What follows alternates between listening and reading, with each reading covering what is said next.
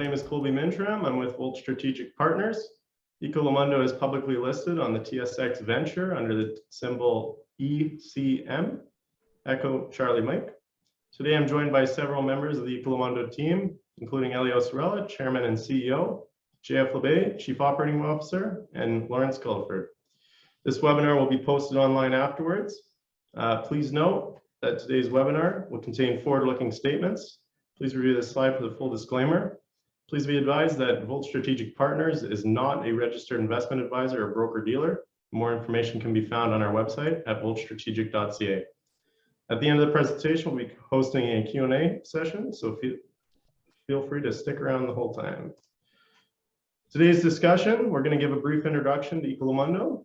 We're going to be revealing the Hawkesbury TDP facility for the first time and taking you through a brief introduction of the virtual tour. We're going to announce some details on the recovered carbon black offtake agreement, give a project update on the exciting Shamrock facility, and give an update on the company's global expansion. And then, as mentioned, we'll go through a question and answer period. I'll now hand it over to JF Lebay to give a brief introduction to Iglomundo. Good afternoon. Thank you for your attention. Ecolomondo, in a few words, is basically the achievement today of many investments in time, energy, labor, efforts, and money into developing a technology that we are ready to kick off on a commercial scale now. So Ecolomondo is a commercially scaled technology. It started more than 25 years ago with the development of the technology, and then with the construction of a pilot plant where the technology was further developed and improved.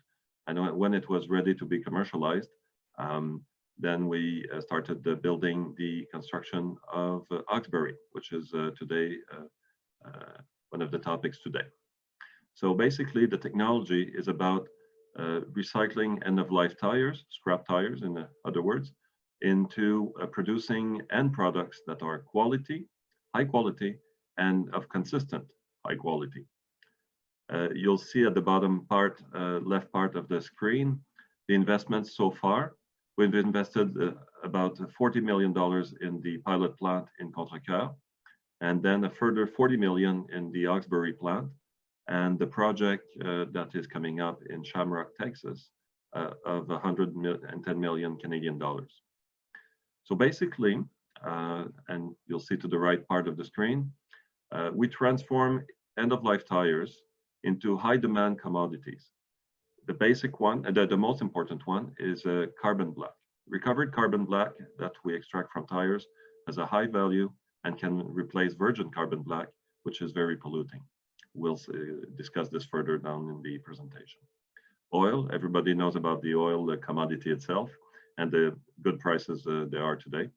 Steel that we extract from the tires when we shred them to extract the rubber from them and produce the carbon black and the oil.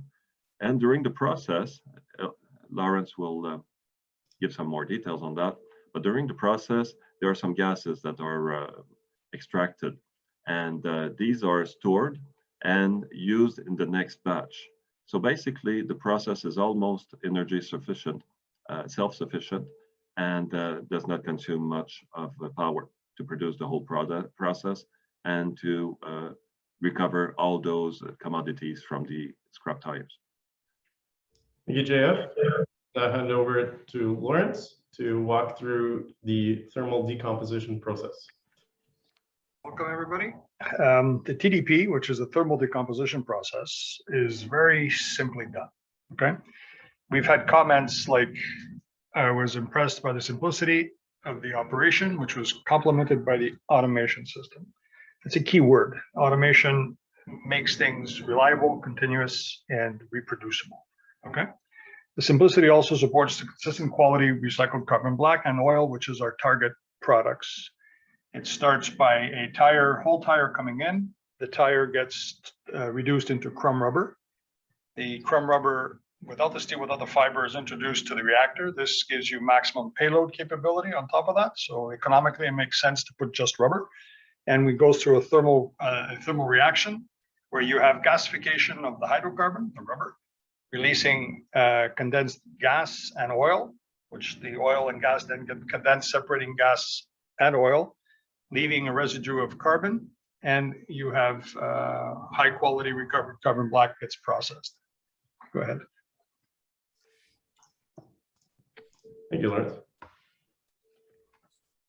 I'll now hand it over to Ilios Rella to explain some of the environmental benefits of TDP versus virgin carbon black production of recovered carbon black. So welcome to all. As you all know, in today's world, emissions are extremely important. And we at Ecolomondo, we are very, very proud to have a very low environmental footprint. If you produce 1 pound of virgin carbon black, it creates, or not 1 pound, 1 ton of virgin carbon black, it creates 2 tons of CO2 emissions. If you produce 1 ton of recycled carbon black, it produces 400 pounds of CO2 emissions. Therefore, our process will reduce greenhouse gas emissions by 90%. Thank you, Elliot. So now we're going to give you a quick little video to launch the introduction of the Hawkesbury reveal. So the Hawkesbury TDP facility is one of the most advanced pyrolysis plants in the world. It's the latest generation of TDP technology, as well as automation. And we'll go into more detail about it further on here. As you can see, it's a very impressive facility. It's a purpose-built and purpose-designed facility in Hawkesbury, Ontario. That's located halfway in between Ottawa and Montreal.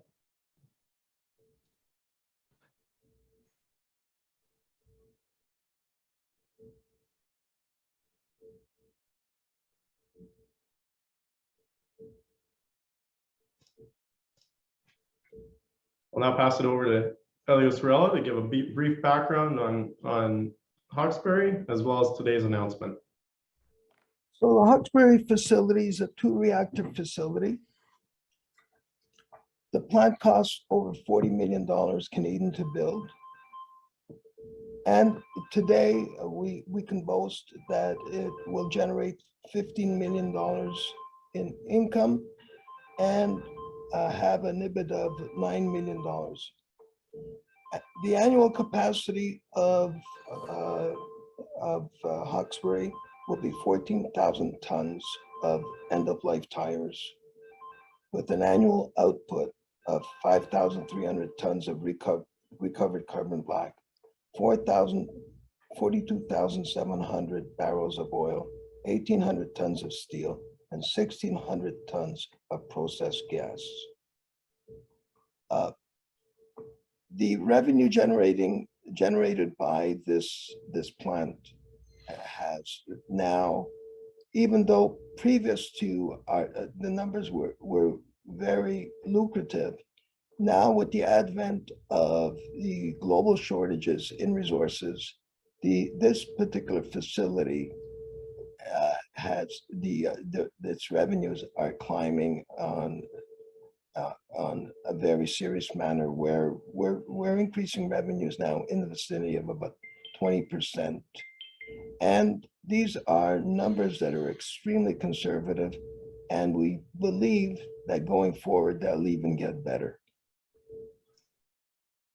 Great, thank you.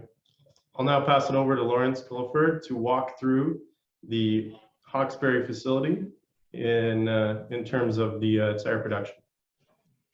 So this is a first of its kind, all encompassed, all enclosed inside, except for oil processing and emergency flare. Everything is done inside. So the tire will come in whole right off the truck. It'll roll into the primary shredder, loop back until it reaches the right size, progress into the secondary shredders. We've designed it for a mix of 20% light truck and 80% passenger tire. Right? And we're able to do just one or the other or a mix, okay? And we reduced the tire down to 10-20 mesh crumb, removing the fiber and the steel, as I mentioned before. The raspers are very noisy, so they've been enclosed, they're acoustically isolated. The safety is priority number one in this plant. Human resources are more important than mechanical resources, but we also want to have a friendly, clean working environment. It's a clean plant, it's going to stay clean. We have up to 12 air exchanges per hour in these facilities. The noisy raspers are covered by, they're enclosed with acoustic absorption. They go from rasper to rasper to rasper. We have a 3 rasper system, allowing us to extract our 99% steel fiber free, our crumb, okay? The final stage comes through 3 lines supplying our required tonnage per hour, and it ends up in a large silo. So the fiber is in a different location. The steel goes through, is baled. You can see on the right-hand side, there's the baling line. That compresses our steel into roughly an 18 by 16 block of steel, and that's loaded and sold. So everything's nicely compacted, and our customers like it that way. And our final, and in the back, there's the 5-day capacity of crumb rubber storage, that large gray bin and behind the compaction line. On the left-hand side, you can see the final stages of the crumbing line, where the crumb is removed pneumatically. We can bag it if we need to, but we pneumatically store it into that facility, ready for the next phase. And this is where the magic happens. These are the thermal reactors. This is where the thermal decomposition occurs. The reactors are loaded with 7 to 8 tons per batch. They are gasified until there's no more gas. What's left over is the recovered carbon black, and it goes into a further stage of gas separation and then refinement. And then we'll show you what we do with the gas in a minute. And each reactor will process 3 batches per day. Okay. Go ahead, Colby. Here we have on the 3 large columns, that's our gas purification. We actually clean our gas, we scrub our gas cleaner than natural gas. Natural gas has typical 15 ppm contaminants. We have less than 2%. So because we're burning a lot of gas, we produce our own gas. If we need to complement it with industrial gas, or actually methane, then we will have offset our circular economy. We're quite energy self-sufficient, which reduces our overall cost. So nothing goes to the atmosphere except the final burning of the gas, which is extremely clean. If it goes in at 2 ppm, it's bound to stay below that when it goes out. Okay. And the oil and gas is separated at this phase, and it goes externally to holding tank for gas and holding tank for oil. Go ahead, Colby. And then the final solid product goes stored in the back into a holding bin. It gets milled down to very fine powder and gets pelletized using water, and then dried and into a holding tank and bagged, 1-ton bags. So we deliver this for the time being in 1-ton super sacks. Okay. Go ahead. So this is the start of our. Several weeks ago, we had a photographer come by and carry out a 3D virtual tour of the Hawkesbury facility. This is an interactive tour you can take. The link to access this tour will be sent out to everyone who attended, and feel free to share it. You can go through the whole facility with this tour. Now pass it over to Elliot to give a brief background on the recently announced recovered carbon black offtake agreement. So before I get into the carbon black, I just want to explain what you've seen here is many, many years of refinement, many years of development, many years of achieving goals to ensure the commercial viability of our technology. We have many, many things that we should have applied for patents, but we chose not to go there, okay? Because the cost was just too huge. So we spent the money developing rather than protecting. Today, I can tell you that we have many achievements and many proprietary developments that we have. So our technology is safe.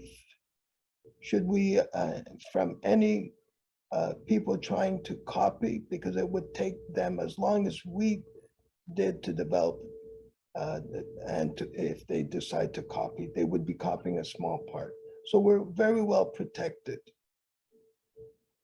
To get to the carbon black, okay, if today, if you notice, okay, we've signed a very large contract for the supply of carbon black to a major industrial and global company. We signed with this company the largest supply order of recycled carbon black in the history of the industry. We also signed it at pricing that is a lot more than what we anticipated. Virgin carbon black is very much in demand, and the supply has plateaued. So the only resource that's going to make up the difference is the recycled or recovered carbon black. We believe the market for recovered carbon black is going to be strong for a long time at pricing that's even going to be higher than today. If you look at our facilities, and like Jean-Francois said, recovered carbon black is the byproduct we make with the highest commercial value. Therefore, it's extremely important that we build plants that produce large quantities of carbon black, which will ensure the commercial viability of our process and return to investors a good return on their money. Hawkesbury is producing 5,300 tons annually of recycled carbon black. Our new Shamrock plant in Texas will be 3 times the size and will produce 3 times the amount of carbon black, recovered carbon black, at 15,900 tons annually.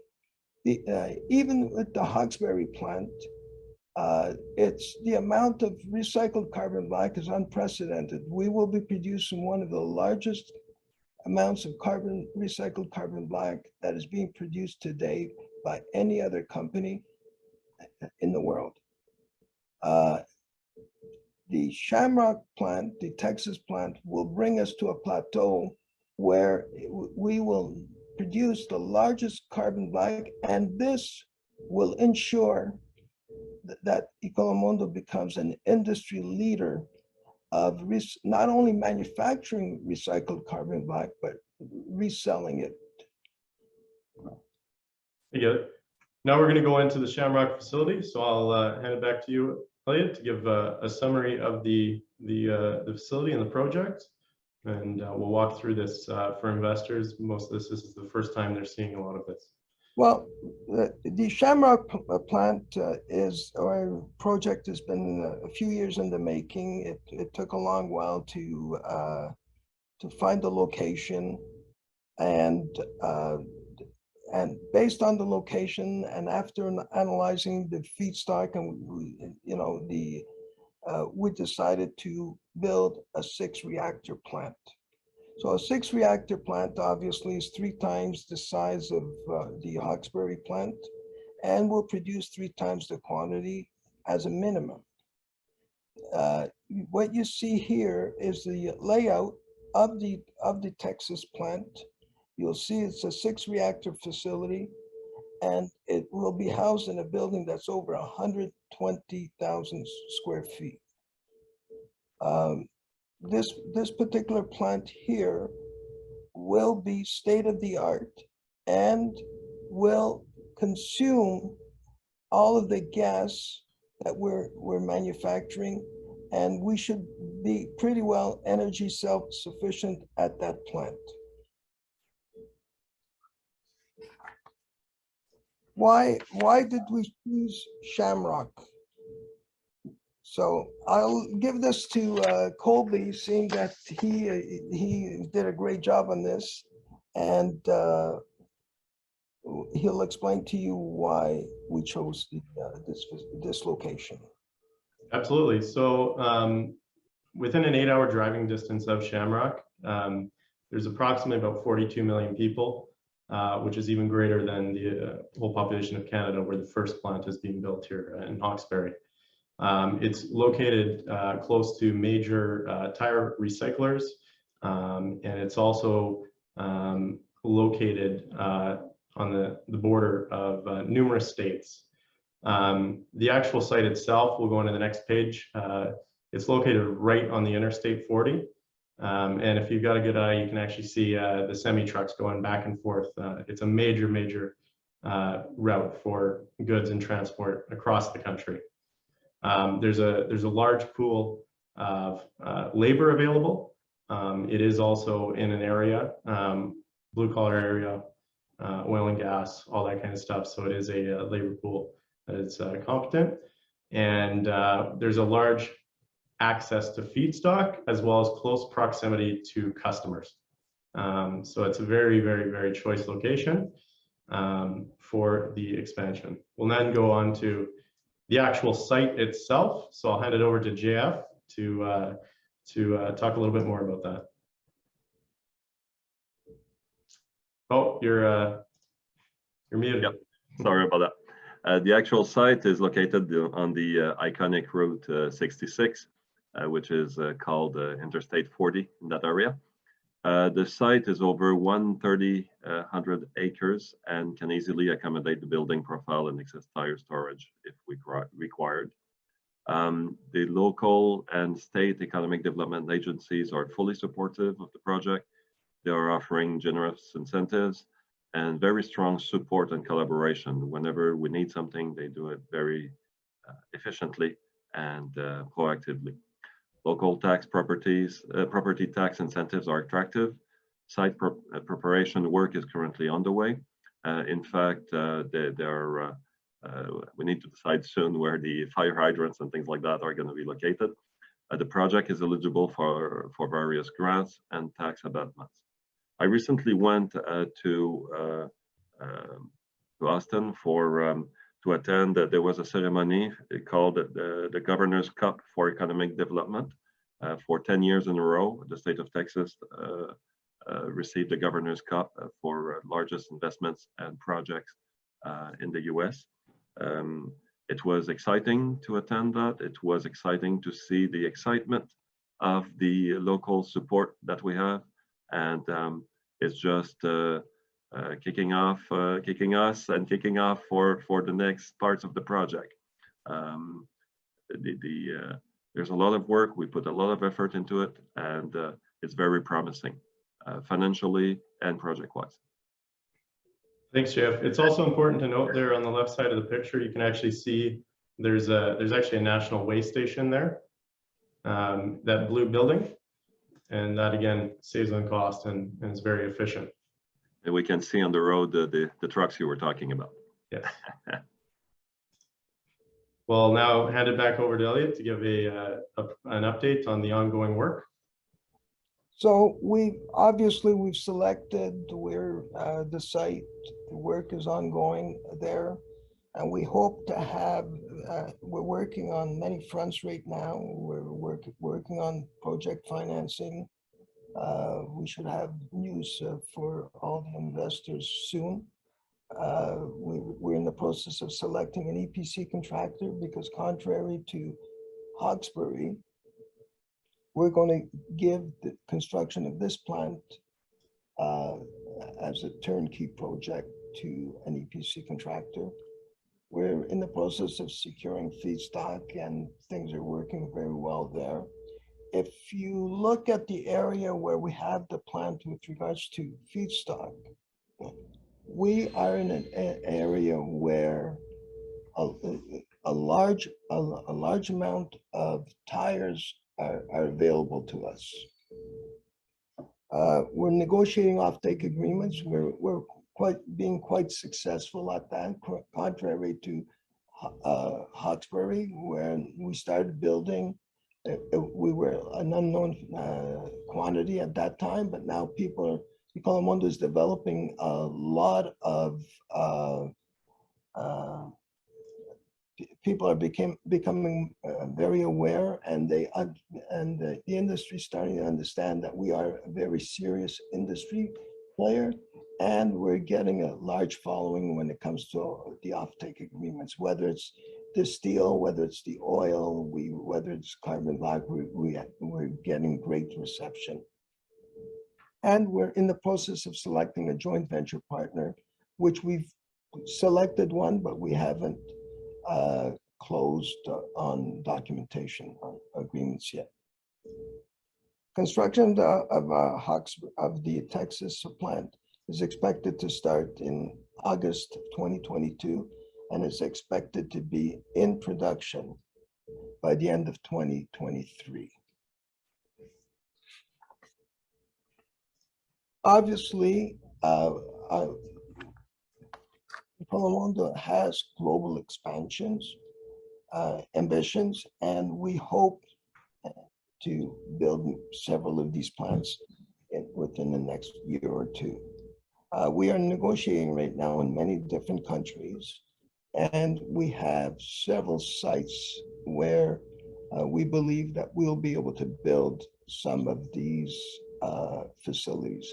We're looking towards our launch in Europe very soon. We have selected a site, we have people that are involved, and as events take place, we will report back to the investors. Thank you very much for that summary, Elliot, and I'll now pass it back to you in closing of the update. Well, our vision is to be recognized as a global clean tech innovator and strategic partner in the circular economy.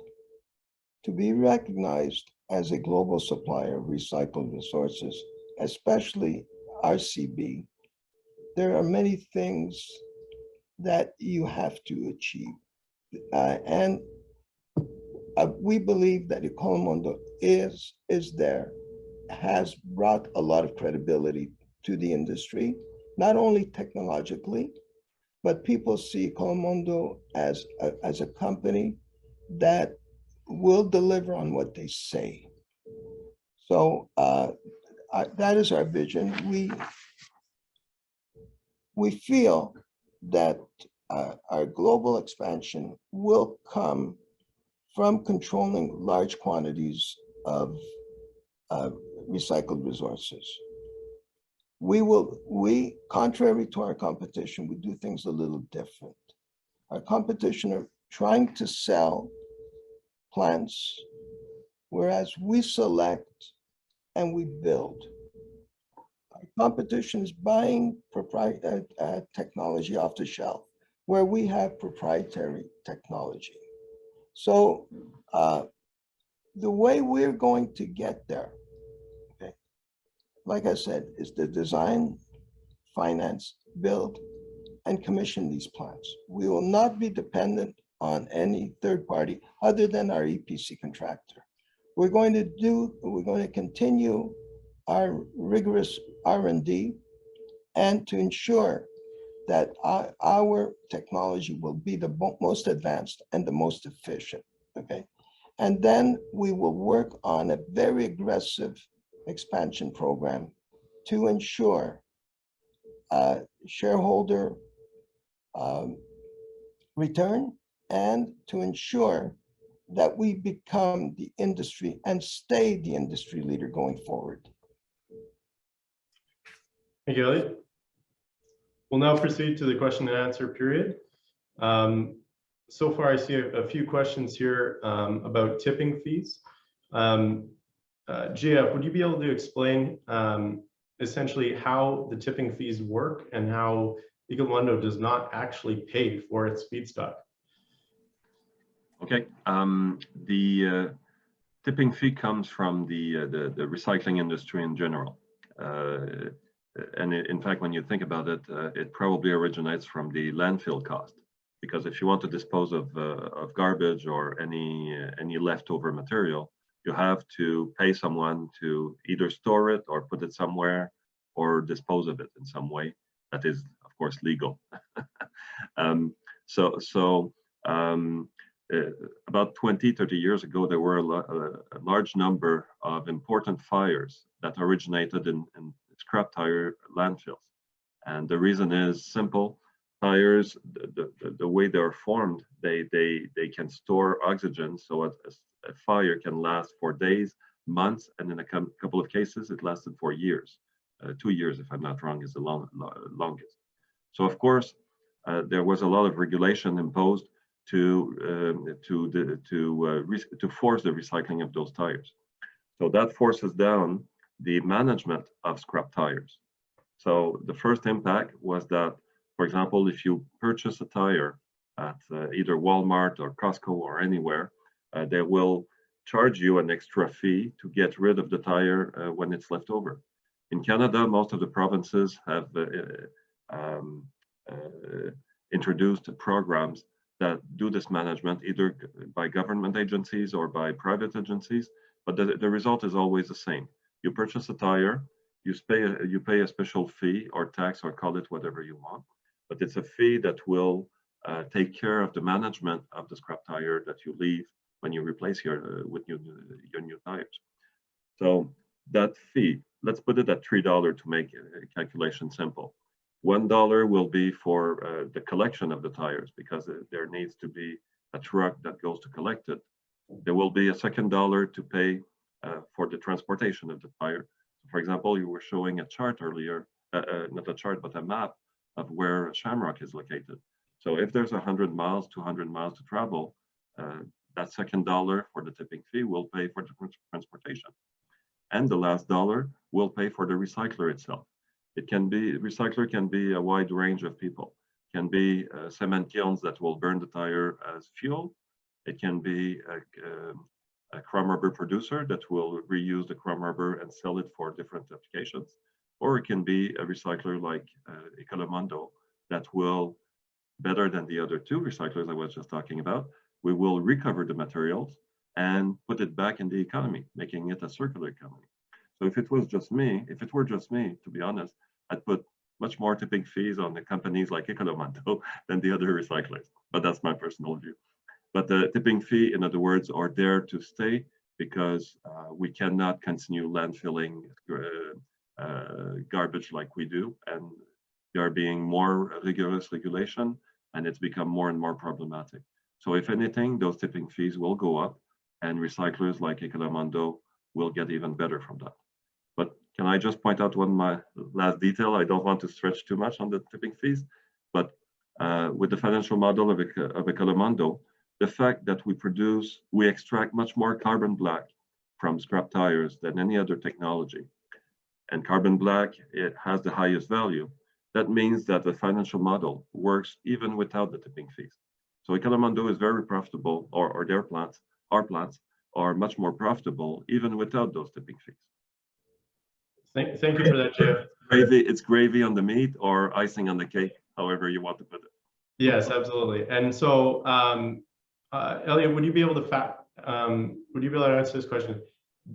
In the 15 million revenue estimate that you put out this morning, are tipping fees factored into that at all? Tipping fees are factored in that revenue model.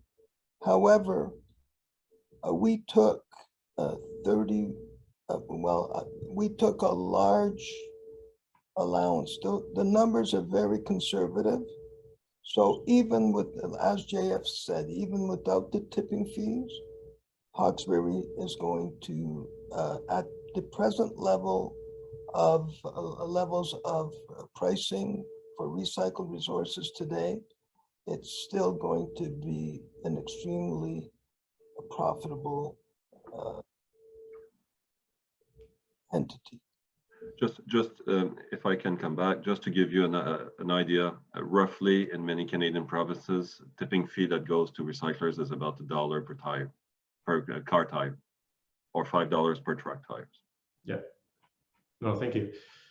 Thank you for that. As this is a question for Lawrence. In regards to maintenance of these facilities, is there any maintenance shutdowns that need to occur, or are these continuous operation facilities? Well, the business plan is based on 330 days a year. In there, you've got your statutory holidays and program maintenance. Okay, so you've got 35 days of the year. Plus, because we're running the shredding line, we're not running the shredding line 24/7. We also have maintenance that could be done during the off hours of the shredding line. Okay, the rest is scheduled maintenance, and yes, it's built in there. Perfect. One thing that I would like to point out, everything that we have at the plant there's a certain amount of redundancy to them. For example, the scrubbers, we have 3 scrubbers when we need 2. Why? When we have to maintain one, the other one kicks in. We have the same thing with our compressors. So shutdowns, the maintenance is done ongoing, and so to avoid shutdowns. If I may add on that, there's a large silo that can, with the capacity to store 5 days production of chrome rubber that will be needed for the thermal decomposition. So there's a big buffer that allows for maintenance time and downtime. There's a question for Elliot. How much cash do you have on the balance sheet, and what is your current monthly burn rate?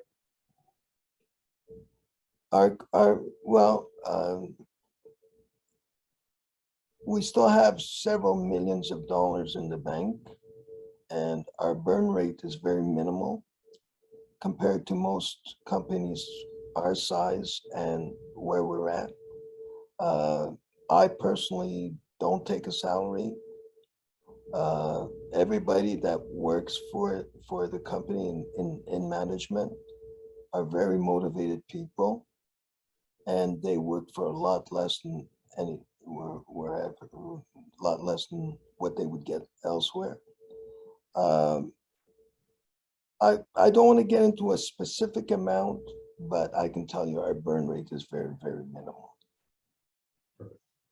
Are you able to provide any more details on the potential joint venture partner at this time?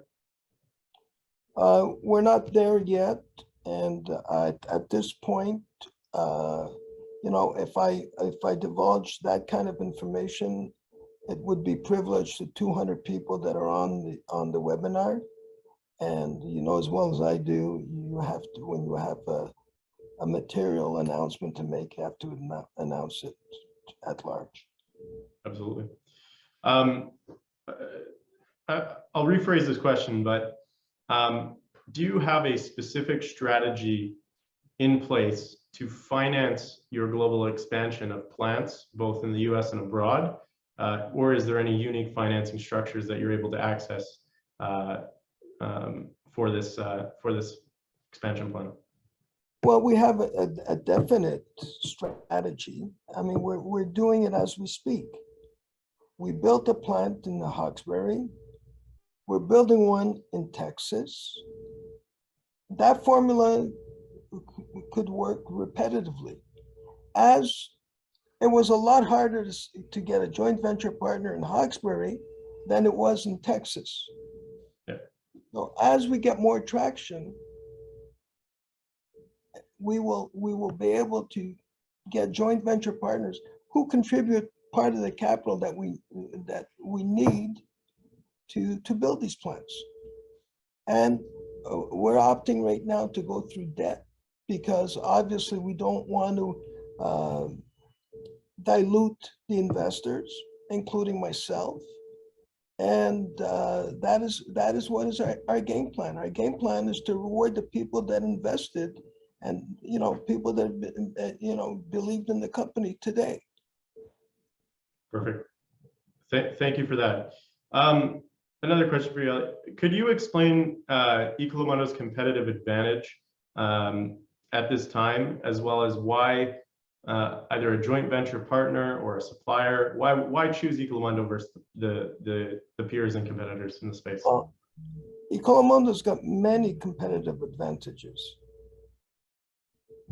Hawkesbury is a competitive advantage. We built it. Our proprietary technology, it's ours. You know, our credibility that we've developed, it's ours. People, we're doing what we say. Many people in the industry are saying what they're going to do. So these are all competitive advantages. And when you sit there and not, I mean, I can go one after the other, how many there are. There's over 100 technological advancements that no one has. Our automation system is a competitive advantage. Quality of our products is a competitive advantage. The commercialization of our company is an advantage. We have, the competitors are out there, but I can tell you, I'm not aware of one that's as advanced and that has the traction that we have in our commercial strategy. Perfect. Thank you. May I add a few things on that? Absolutely.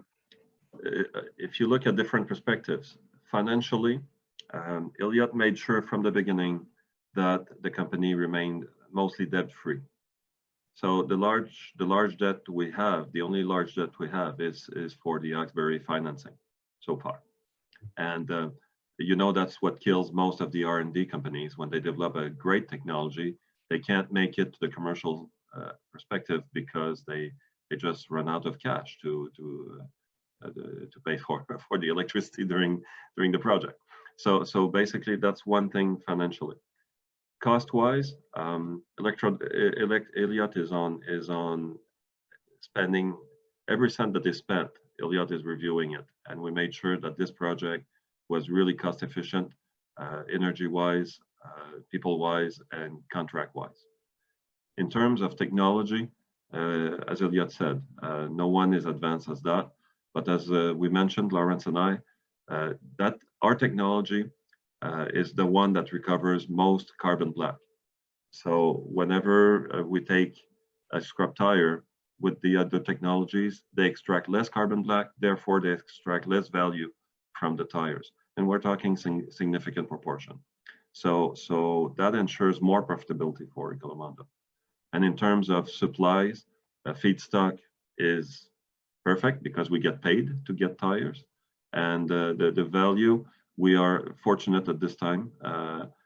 Everybody in our industry is the same though. Oil prices go up, that means carbon black prices go up, and both are end products that we sell back to the market. Thank you. We've got a few questions about the pilot plant. Just to clarify, it is not a commercially operational facility at this time, but Elliott, you could go into more detail on that plant and how you guys use that plant and its current status today.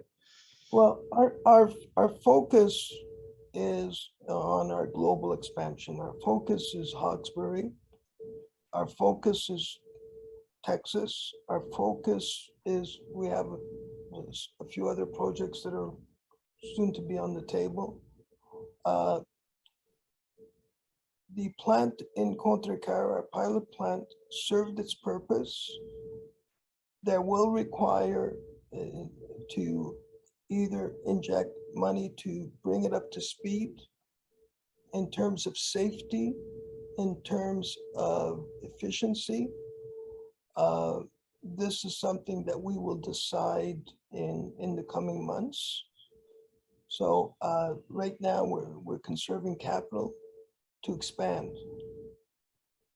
So that's why the Contrecoeur plant is it's there. It's, you know, it's doing its thing, but it's not, you know, we can't do R&D with that plant when we have Hawkesbury that's state of the art.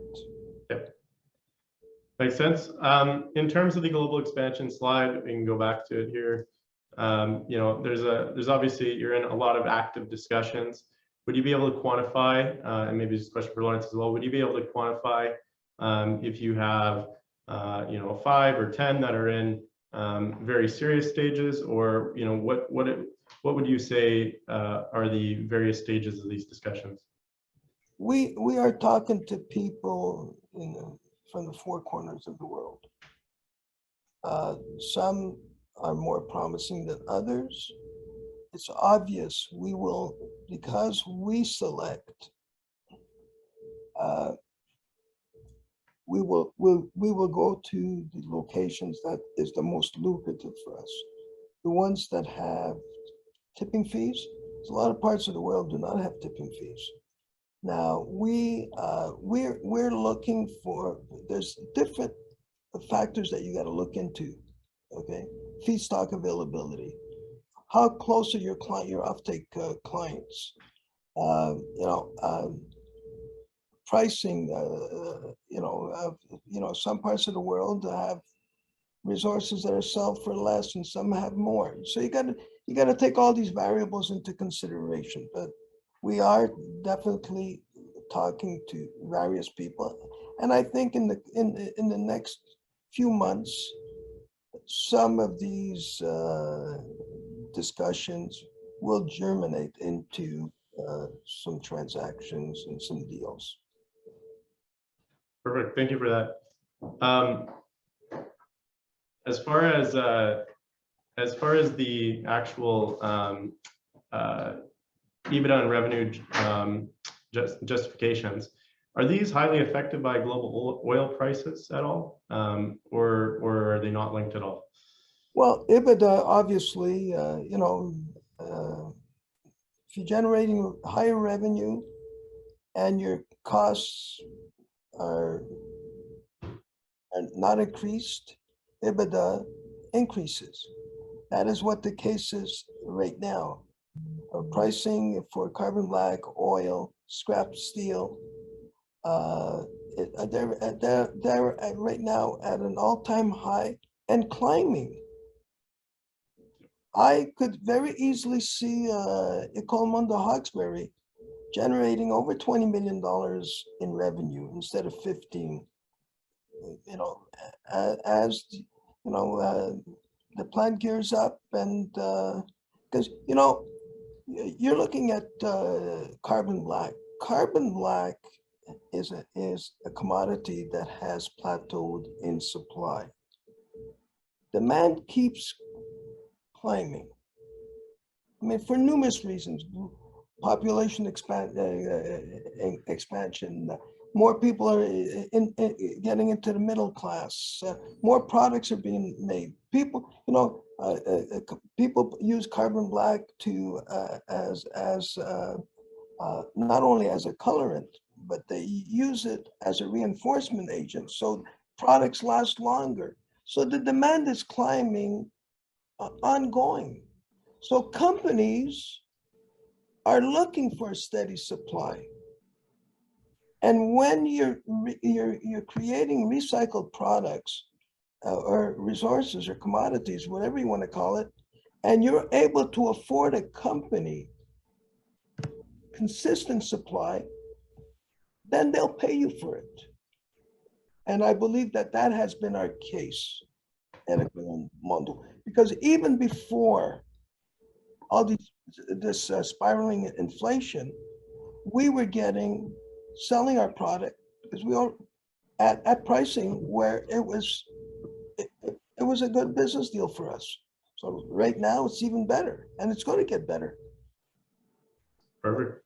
No, thank you for that. A pretty unique question.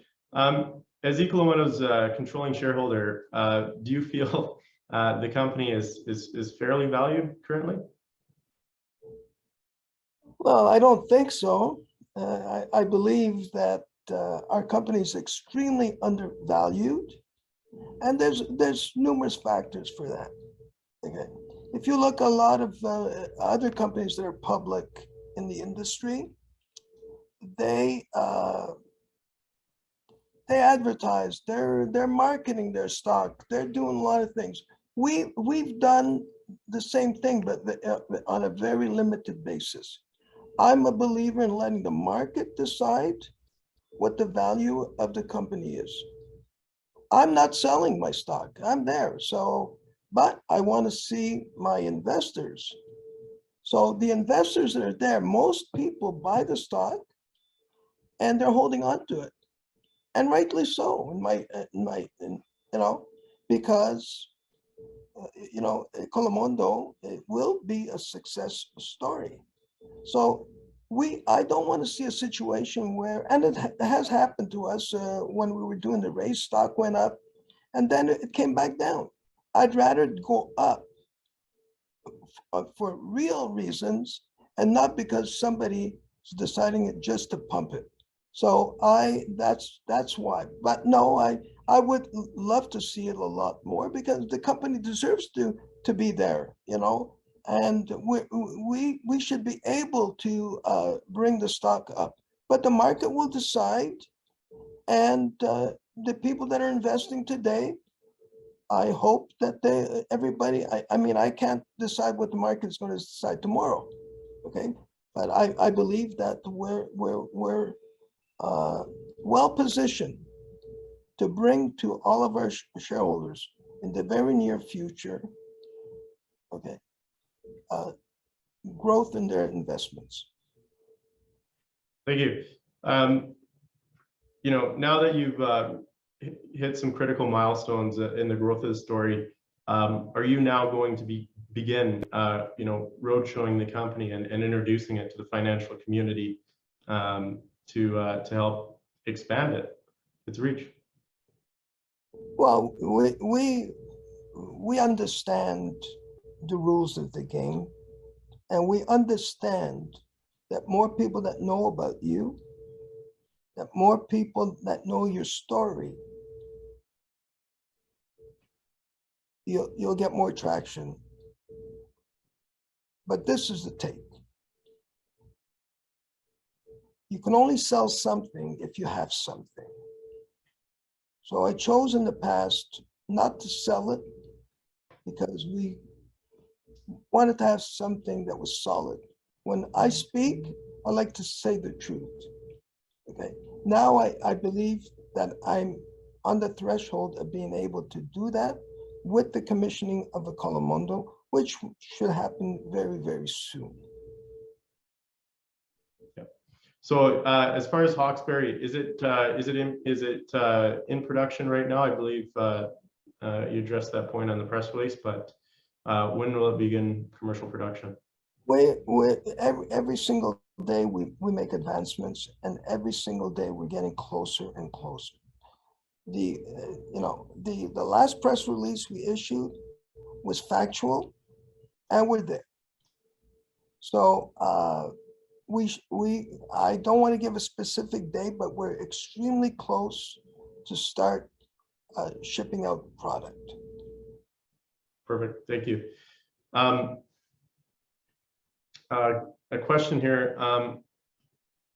Are you still in the running for the Recircle Awards? Well, I'll be disappointed if we don't win. Thank you.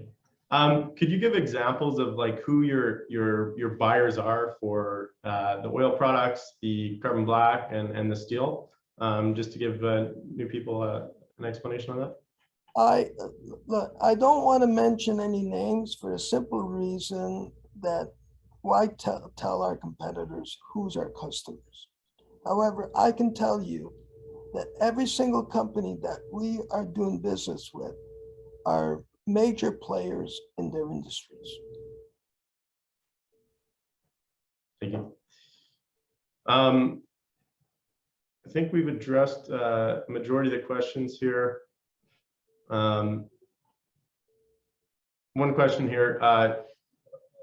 Obviously, you guys are going to sell a stake in the Shamrock facility to a joint venture partner. Yeah, well, we can. Let's put it this way. We do have people. We're still working on the metrics of the financing and we will see, because there's different ways that we can close this deal, whether it's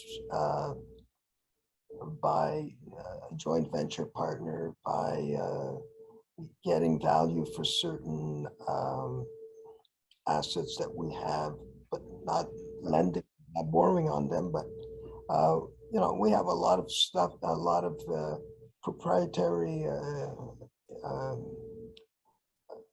technologies, IT, and so we're still in the process of digesting that whole transaction, but we're very close, and we'll be announcing it soon. Thank you. One quick question here. Do you guys plan to, you'd mentioned the two key problems with you know, any sort of patent innovation was one, cost, and then two, you didn't, you know, if your competitors don't know anything about your operation or where you made improvements, they wouldn't be able to copy it. Is the plan to apply for at least some patent protection in key areas to protect your technology, or is that not consideration at this point? Well, at this point, we have been discussing it. I know that some of our board members would like to see it. You know, we can decide whatever we want if we can afford it. So now we're gearing our capital towards what will bring sooner than later shareholder value and increase our stock price. And the only way we can do that is by bringing more credibility and increasing our revenues, become revenue generating and making profits. Thank you. So it might happen going forward, but at this point, it's not. It's on the back burner. Perfect. In terms of the actual operation itself, is Shamrock just a direct scale up of the Hawkesbury facility, or is it, you know, is it completely different? So this is the ingenuity about our technology. The thermal part of it is scalable. We can scale it to size just by adding the number of reactors. But that part is scalable, but there's always, you know, there's many additional things that need to be done when you're building these plants. The piping, the electrical, the storage, etc. So everything needs to be calculated and everything needs to be figured out. We're doing that as we speak to supply this information to our EPC contractor. Perfect. You know, we've got a couple of questions about obviously capital. Just on that, just not to mention the economies of scale. Some systems are not simply tripled. A number of reactors is tripled, but the capacity of the other systems is tripled. So basically, we have significant economies of scale when doing that. Perfect. Thanks, Joe. So we've got a couple of questions about capital. I think it's important to highlight, obviously, incredible achievement to date. You've been able to achieve all of this while only raising $6.5 million on the public markets. How much have you put into the company yourself, Ilio? Well, since we've gone public, I haven't put in any money.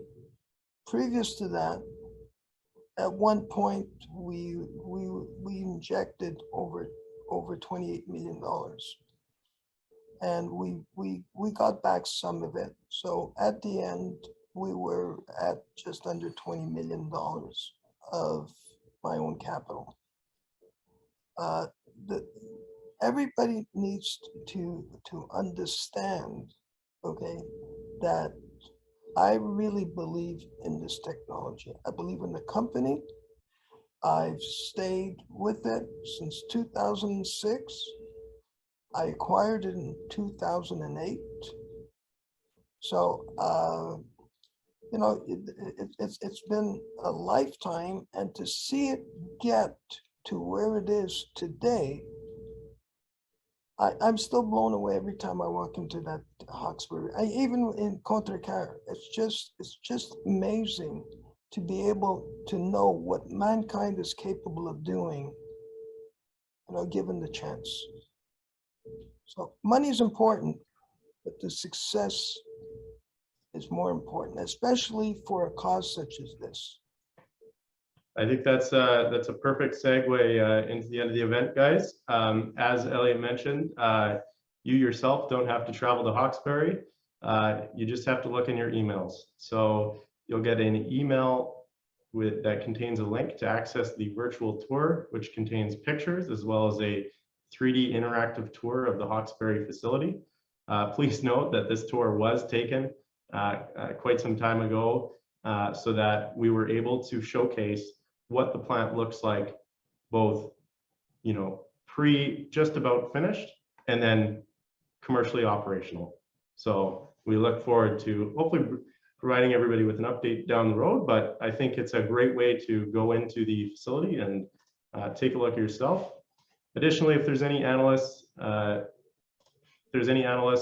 brokers, fund managers, anyone like that who's interested in actually carrying out on a site visit of Hawkesbury, please reach out to Elliot, myself, or the email listed here at investors@eglomundocorp.com, and we'd be more than happy to host you for the day.